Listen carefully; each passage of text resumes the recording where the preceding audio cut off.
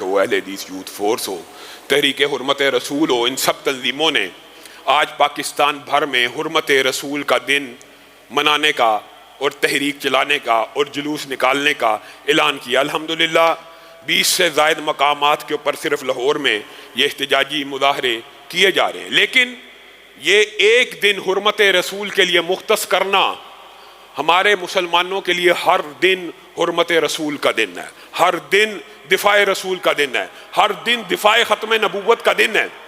میرے بھائیوں، یہ کیا معاملہ ہوا کہ آپ کو کفار آئے روز چیک کرتے رہتے ہیں، ٹیسٹر لگاتے ہیں کہ یہ رسول اللہ صلی اللہ علیہ وسلم کی توہین کے ٹیسٹر اس لیے لگائے جاتے ہیں کہ ان کو عادی بنا دیا جائے۔ بالآخر ایک مرتبہ احتجاج کریں گے، دوسری مرتبہ اس سے کم کریں گے، تیسری مرتبہ اس سے کم کریں گے، پھر یہ ایک عادی معاملہ ہو جائے گا، نارملائز ہو جائے گی، اور پھر یہ اسی طرح بے غیرتی بے حمیتی کی زندگی بسر کرنا شروع ہو جائیں گے۔ لیکن اللہ کا یہ فضل و کرم ہے کہ یہ سازشیں آج سے نہیں ہیں، 100 برس 150 برس تقریباً ہو چکا ہے یہ سامراج مستقل یہ ٹیسٹر مسلمانوں کو لگاتا ہے، اور وہ مسلمان جو پستی اور زوال کے اندر کھوئے ہوئے، نشوں کے اندر دھت پڑے ہوئے، جب بھی ان کو یہ ٹیسٹر لگتا ہے ان کی غیرت جاگ جاتی ہے۔ اور میں یہ اکثر کہا کرتا ہوں نجی محفلوں میں، اسلام امن کا، اعتدال کا، امن، اسلام نام ہی امن اور اعتدال کا ہے، لیکن اسلام بے غیرتی اور بے حمیتی کا نام نہیں ہے۔ رسول اللہ صلی اللہ علیہ وسلم کی حرمت ہر مسلمان کے لیے ایک ریڈ لائن ہے، کوئی اس کو کراس کرے گا تو پھر وہی جو فقہی قاعدہ ہے کہ جو رسول اللہ کو برا بلا کہے گا اس کی گردن کو تن سے جدا کر دیا جائے گا، یہ ہر مسلمان کے اوپر واجب بھی ہے، لازم بھی ہے۔ ریاست کے اندر کوئی یہ گستاخی کرے، اس کو سزا ریاست دے گی، اس کے خلاف احتجاج مسلمان کرے گا، پرچہ مسلمان کا۔ رسول اللہ کی شان کے اوپر حملہ کیا، رقیق حملہ، گندہ حملہ کیا۔ حقیقت بات ہے، کچھ باتیں سچ بھی کہنی چاہیے، کچھ باتیں تلخ بھی ہوتی ہیں۔ آج آپ کڑوی اور سچی باتیں بھی سن کے جائیں۔ انہوں نے آج سے 15-20 دن پہلے یہ کام کیا، برے صغیر کے مسلمان سوئے ہوئے تھے، چند وعدے۔ جس دن یہ واقعہ ہوا، میں نے بعض مذہبی رہنماؤں نے ٹویٹر اور سوشل میڈیا پہ نور شرما کی اس بکواس کی نشاندہی کی اور اس کے خلاف کمپین چلائی، لیکن حقیقت ہے اس مرتبہ یہ کریڈٹ اور یہ بازی عرب جیت گئے۔ انہوں نے ہندوستان کا ایسا بائیکاٹ کیا، ہندوستان کی مصنوعات کو اپنے سٹوروں سے ایسے نکالا کہ مودی بھی گھٹنے ٹیکنے پہ مجبور ہو گیا، معذرت خانہ رویہ، اور اپنے ترجمان کو معطل کر دیا۔ ہاں، کوئی اگر کسی کو کریڈٹ، کوئی کام کر جائے اس کو اس کا کریڈٹ دینا چاہیے۔ عربوں نے اس مرتبہ رسول اللہ صلی اللہ علیہ وسلم سے جو والہانہ محبت اور عقیدت کا اظہار کیا وہ بازی لے گئے۔ اب تو یہ احتجاج صرف ہم اپنے غم و غصے کا اظہار کر رہے ہیں، بازی تو وہ لے جا چکے ہیں، لیکن ہمارے دل میں بھی یہ سوال پیدا ہوتا ہے کہ یہ جو بازی عربوں نے اس دفعہ مودی کے مقابلے میں، ہندوستان کے مقابلے میں جیتی ہے، فرانس کے وقت یہ بازی کہاں تھی؟ فرانس کے موقع کے اوپر عربوں نے یہ حمیت کا اور اس طرح کی غیرت کا مظاہرہ، دل میں یہ سوال تو آ سکتا ہے۔ اور میں آپ کو ایک بات بتلاؤں، ان بدبختوں کو، ان بے حمیت لوگوں کو یہ جرت اگر کسی نے دی ہے کہ یہ بار بار رسول اللہ صلی اللہ علیہ وسلم کی شان میں توہین کریں، تو اس کے پیچھے بھی وہ چھپی ہوئی کالی بیڑیں ہیں، وہ ہاتھ ہیں جنہوں نے مغرب کو اور جنہوں نے گستاحان رسول کو یہ سخت پیغام بھجوانے کی بجائے آسیہ ملونہ کو رہا کر دیا۔ ان کو یہ نہ پیغام دیا کہ یہ آخری لیمٹ ہے، اس کے اوپر نو کمپرومائز، کوئی سیکولر مسلمان ہو، کوئی بد عمل مسلمان ہو، کوئی بے عمل مسلمان ہو، رسول اللہ کی ذات کے اوپر اگر حملہ ہوگا تو وہ مسلمانوں کے ساتھ ایک صف میں کھڑا ہوگا۔ آسیہ ملونہ کی گردن کو اڑایا جاتا تب یہ پیغام جاتا۔ آپ آسیہ ملونہ کو چھوڑ دیتے ہیں، آپ نے کیا پیغام دیا؟ آپ نے کیا پیغام دیا؟ آپ فرانسیسی سفیر کو ملک سے بدر نہیں کرتے، آپ نے کیا پیغام دیا؟ آپ اس وقت ملک کو معیشت کے نعرے پڑھاتے ہیں، جی معیشت تباہ ہو جائے گی، جی اس کو بدر کر دیا، یا اس کو ایک مراسلہ تک آپ نے نہیں تھمایا، احتجاجی مراسلہ تک آپ نے نہیں تھمایا۔ اور آپ محب رسول بنتے ہیں۔ رسول اللہ صلی اللہ علیہ وسلم کی ذات ایک ایسی ریڈ لائن ہے کہ جب بھی کوئی کراس کرے گا، اور نور پور شرما کو اور شری واستو کو میں سوچتا ہوں ان کو تو یہ نہیں تھا بھولنا چاہیے ان کو کیا رام پال کے سینے میں اترا ہوا غازی علم دین کا خنجر بھول گیا کیونکہ مسلمان بے ضمیر ہو گئے، مسلمان بے حمیت ہو گئے۔ آج ان کو امی عائشہ کے خلاف ہردہ سرائی کرنے کی ہمت اور جرت اگر کسی نے دی ہے تو وہ رافضی ٹولہ ہے جو مسلمانوں کے اندر بیٹھ کے امی عائشہ اور امی حفصہ کے اوپر پہلے سے کیچڑ اچھالتا ہے۔ ہاں یہ بات آپ کو تلخ لگے گی، آج پوری دنیا کا عرب ہندوستان کے ساتھ بائیکاٹ مقاطعے کی مہم چلا رہا ہے اور ان کو گھٹنے ٹیکنے کے اوپر مجبور کر رہا ہے، اور وہ گھٹنے ٹیک چکے ہیں اور معذرت کے بیان شروع ہو چکے ہیں۔ لیکن ایک نام نہاد مسلمان ملک بات طلح ہے، کبھی نہیں کی، لیکن دل خون کے آنسور ہوتا ہے۔ نام نہاد مسلمان ملک جی یہاں پہ اسلامی انقلاب آیا تھا، وہ ایران ہندوستان کو پیغام دے رہا ہے اگر تجھے عرب ممالک تیل نہ دے تو تو ایران سے تیل لے لے۔ یہ وہ پشت کے اوپر خنجر گھونپنے والے ہیں، ان کے نزدیک امی عائشہ کی حرمت کیا ہے؟ یہ پاکستان کے اندر، اور میرے بھائیوں اللہ کی قسم شکر ہے قوم کو یہ باتیں سمجھ آ گئی ہیں۔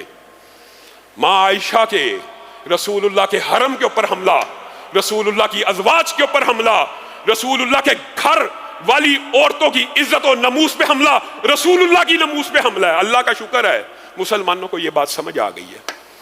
اور اگر رسول اللہ کے گھر والوں کی عزت کے اوپر حملہ رسول اللہ ہی کی توہین ہے اور رسول اللہ ہی کے اوپر حملہ ہے، تو پھر آپ کے معاشرے میں وہ رافضی فکر کے لوگ جو ہر وقت امی عائشہ کے بارے میں بکواس کرتے ہیں، آپ کو ان کی اصلاح کرنے کی بھی ضرورت ہے اور ان کے لیے بھی قانون سازی بنانے کی ضرورت ہے۔ اور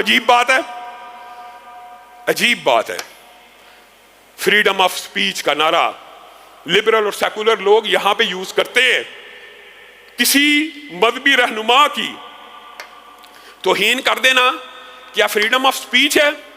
مجھے ایک بات بتلائیے، میں یہ یورپ کے سیکولر اور پاکستان کے سیکولر، لبرل انڈیا کے سیکولر اور لبرل سے سوال کرتا ہوں، ایک جج ایک انسان ہی ہوتا ہے نا، اس نے اپنے آرڈر اور اپنے جورسڈکشن کے خلاف عمل کرنے والے کے لیے کون سا قانون بنوایا ہوا ہے پارلیمنٹ سے؟ توہین عدالت کا۔ ایک جج کی توہین یا اس کے آرڈر کو نہ ماننا تو توہین عدالت ہے۔ ایک وطن کے جھنڈے کو جلا دینا، ایک وطن کی کرنسی نوٹ کو جلا دینا، اس کی بے توقیری کرنا، بے احترامی کرنا، اس کے اوپر تو توہین وطن کا، توہین پرچم کا، توہین کرنسی کا قانون لگے گا۔ اور آپ کو پتہ ہے بعض ممالک میں توہین پرچم، توہین وطن، توہین کرنسی کی سزائیں موت ہیں۔ آپ انسانوں کے لیے کہ آپ کسی ملک کا پرچم ہے، کسی ملک کی فوج کی توہین کے اوپر قوانین موجود ہیں دنیا کے اندر، یہ صرف پاکستان کی بات نہیں کر رہا، توہین عدالت، توہین فوج، توہین ادارے، توہین وطن، توہین پرچم، یعنی جو جس وطن کا میں رہتا ہے اس کی علامتوں کی بھی توہین نہ کرے، یہ قوانین تو آپ نے بنا دیے۔ تو کیا مسلمان یہ مطالبہ کرنے میں حق بجانب نہیں ہے؟ آپ نے یہودیوں کے بارے میں عالمی میڈیا، عالمی تنظیموں نے قانون بنایا ہوا ہے۔ آپ کو پتا ہے کیا قانون ہے کہ یہودی سینٹیمنٹس کو، یہودیوں کے جذبات کو مجروح نہ کیا جائے۔ وہ جو ان کا قتل عام ہوا ہے، وہ اگر کوئی بندہ مسلمان یہ کہنا نہیں ہوا یہودیوں کا قتل عام تو یہ توہین ہے، اور اس کے اوپر یورپ میں بھی پابندی ہے۔ اور 1.5 ارب مسلمان کرتاس کے چہرے پر ایک لفظ لکھا میں نے، اس لفظ کی خوشبو سے کرتاس معطر ہے، اس نام کی کرنوں سے ہر چیز منور ہے، وہ نام مکمل ہے، وہ نام محمد ہے صلی اللہ علیہ وسلم۔ اس نام کو، اس کی توہین کرے اور 1.5 ارب مسلمانوں کا کلیجہ چھلنی ہو جائے، یہ فریڈم آف سپیچ ہے کہ ہیٹ سپیچ ہے؟ ایمانداری سے بتاؤ، تولو، میدان عدل میں ہی آ جاؤ، عقل کے ساتھ ہی بات کر لو، دلیل کے ساتھ ہی بات کر لو۔ جس شخصیت کی توہین کے اوپر 1.5 ارب مسلمانوں کے دل، جذبات، سینٹیمنٹس مجروح ہوں، وہ فریڈم آف سپیچ ہوتی ہے کہ ہیٹ سپیچ ہوتی ہے؟ آپ کو اتنا ہی فرق نہیں پتا فریڈم آف سپیچ کا اور ہیٹ سپیچ کا؟ آپ کو فرق ہی نہیں پڑتا۔ لیکن ان سب کے اندر معذرت کے ساتھ ایک تو اب جس طرح دارالکفر میں رہنے سے ایمان ضائع ہو جاتا ہے. اور یہ بات بھی میرے ہندوستانی بھائیوں کو کئی مرتبہ بڑی تلخ لگتی ہے. وہاں پہ آپ کو پتا توحید پرستوں کی ایک بہت بڑی تنظیم اور جماعتیں موجود ہیں, توحید پسند بھی, وہ ان باتوں سے فیل کرتے ہیں کہ علامہ صاحب آپ اس طرح کی باتیں کرتے ہیں, پاکستان میں رہتے ہوئے آپ کر سکتے ہیں, آپ کو اجازت ہے اس لیے آپ کر جاتے ہیں. لیکن اللہ کی قسم یہ مسئلہ ہے, یہ شریعت کا مسئلہ ہے کہ دارالکفر میں مسلمان چند شرائط کے تحت ہی رہ سکتا ہے.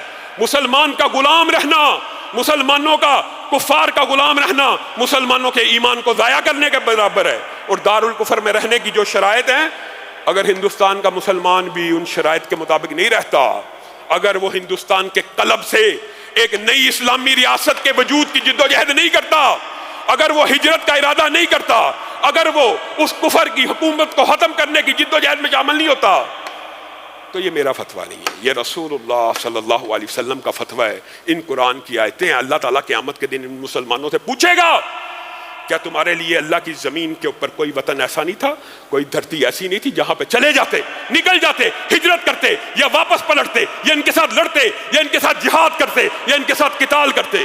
مسلمان غلام نہیں رہ سکتا. جس طرح غلام رہنا اور دارالکفر میں رہنا مسلمانوں کے ایمان کو ضائع کر دیتا ہے, اللہ کی قسم وہ بہت سے نیک طیب اور پکیزہ مسلمان ایسے ہیں جو دارالکفر کو ان باتوں سے چھوڑ آئے ہیں. کوئی آسٹریلیا سے آیا, کوئی کینیڈا سے آیا, کوئی انگلینڈ سے, چھوڑ آتے ہیں. اور بعض ایسے ہیں جن کی عقل کے اوپر پردہ ہے, ان کو یہ لگتا ہے یہ بس جی مولویوں کی باتیں ہیں, ان کے اندر کوئی اصلیت نہیں. میرے بھائیو اللہ کی قسم جس طرح دارالکفر میں رہنا, اور میں یہ اس لیے کہہ رہا ہوں یہ انڈیا کے مسلمانوں کی ذمہ, حرمت رسول کی جنگ ہم سے پہلے لڑنی چاہیے, لیکن کیا ان کے لڑنے کی ذمہ داری ڈال کے ہم سب بری ہیں؟ اللہ کی قسم نہیں بری. جس طرح دارالکفر میں رہنے سے, نفاق سے, ریاکاری سے, رسول اللہ کی نافرمانی سے ایمان ضائع ہو جاتا ہے, اسی طرح رسول اللہ کی حرمت کے اوپر حملہ ہو اور مسلمان اس کا بدلہ نہ لے, ان کا ایمان بھی ضائع ہو جاتا ہے. اور یہ فتویٰ بھی میں اپنی طرف سے نہیں دے رہا, یہ بھی قرآن و سنت سے ثابت ہے. امام مالک کا قول بھی موجود ہے, اگر گستاخی ہو تو کیا کیا جائے, اس سے بدلہ لیا جائے. اگر بدلہ لے نہ سکے اور استطاعت نہ ہو, پھر ایسی امت کو مر جانا چاہیے کہ جس کے نبی کی توہین ہو اور بدلہ لینے کے اوپر قادر نہ ہو. آپ کے اور میرے ایمان خطرے میں ہے, اور یہ بار بار ایک ٹیسٹ کیا جاتا ہے کہ کتنی کو غیرت باقی ہے. اللہ کا شکر ہے کہ رسول اللہ صلی اللہ علیہ وسلم کی ذات اور آپ کی حرمت مسلمانوں کے دلوں میں آج بھی اسی طرح زندہ, اور انشاءاللہ قیامت قائم ہو جائے گی, یہ حرمت اسی طرح زندہ رہے گی. نہ وطن عزیز کے اندر 295 کے اوپر کسی کو حملہ آور ہونے کی جرت دیں گے, نہ انشاءاللہ غیر ملکوں میں, کافر ملکوں میں نبی کریم صلی اللہ علیہ وسلم کی توہین کرنے کی اجازت دیں گے. میرے بھائیو چند ایک اعلانات ہیں. پچھلے جمعے بھی آپ کے سامنے اس اعلان کو رکھا تھا کہ قربانی کا, اجتماعی قربانی کا انتظام موجود ہے, جو اس میں حصہ ڈالنا چاہے ڈال سکتا ہے. دوسرا اعلان, سمر کیمپ انشاءاللہ وہ بھی 15 جون سے شروع ہو رہا ہے, اور آپ لوگوں کی پرزور اصرار کے اوپر خیرکم من تعلم القرآن وعلمہ. ابھی آپ کے سامنے اسی جمعے میں یہ بات بھی رکھی کہ جو دین کے طالب علم ہوتے ہیں ان کے نیچے فرشتے اپنے پروں کو بچھاتے ہیں, مچھلیاں, چونٹیاں, درندے ان کے لیے دعائیں کرتے ہیں. تو ہم نے ہر قسم کی عمر کے لیے 8 سال سے لے کے 80 برس کی عمر تک کے لیے جو افراد صرف لکھنا اور پڑھنا جانتے ہوں, ان کے لیے 2 ماہ کا شارٹ عربک گرامر کا, قرآن کے ترجمے کا, تجوید کا, ابتدائی صرف نحو کا کورس ڈیزائن کیا ہے. آپ سب ساتھی اس میں بھی شامل ہو سکتے ہیں, اور اللہ کے فضل و کرم سے ہمارے پاس بہترین اساتذہ آ چکے ہیں. اور ایک دن میں یہ ایک مرتبہ کلاس نہیں ہے, یہ اس کورس کا دورانیہ 2 گھنٹے ہیں, اور یہ ایک دن میں 3-4 کلاسیں ہوں گی. جو کلاس, جو ٹائم آپ کو سوٹ کرے گا آپ اس میں شامل ہو کے وہ کلاس پڑھ سکتے ہیں. اسی طرح حج تربیتی کیمپ 3 دن کا, اتوار, پیر اور منگل کو مغرب کے بعد لگ رہا ہے. جن لوگوں نے حج پہ جانا ہے ان کو تو شامل ہونا ہی چاہیے, اور لیکن حج بھی ایک ایسا فریضہ ہے جو اسلام کی بنیادوں میں سے ہے, ہر ایک کے اوپر فرض ہے. جب اس کے پاس پیسہ اس نے کرنا ہے تو وہ شوق و رغبت اور وہ مراحل, جنہوں نے حج نہیں بھی کرنا وہ بھی اس تربیتی ورکشاپ میں شریک ہو سکتے ہیں. اتوار کے دن, پیر کے دن اور منگل کے دن, ان 3 دنوں میں مغرب کے بعد وہ تربیتی کیمپ بھی لگے گا. اللہ رب العزت جو کہا گیا, جو سنا گیا, اس کو سمجھنے کی توفیق عنایت فرمائے. سبحان ربک رب العزت عما یصفون.